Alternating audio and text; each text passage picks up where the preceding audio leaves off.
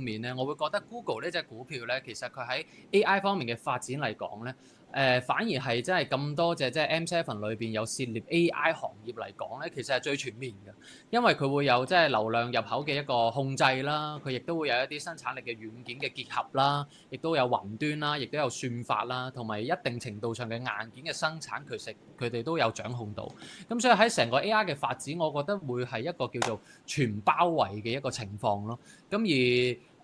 後市嚟計啦，如果我哋真係信任 AI 呢件事咧，其實佢唔係一個真係龐氏騙局啦，佢應該係一個比較大嘅長遠嘅一個大機會嚟嘅。咁所以我覺得咧，部署 Google 嘅嗰個容錯率咧係會相對地高嘅。咁而喺圖表方面嚟計啦，我哋見到 Google 咧，其實佢係第一關嘅支持嚟講咧，我會覺得咧 around 就應該係喺呢個255左右啦。咁啊，如果你話 Google 要跌到落去255咧，亦即係話咧，佢係要自呢個歷史高位嚟講咧，下跌大概30%。咁啊，而你話再下一關一個比較有力度嘅支持係幾多咧？咁其實就係200蚊。咁而如果 Google 要跌到落去200蚊嚟講咧，其實就即係話佢要自歷史高位咧跌40%。咁所以我覺得呢兩關係比較有一個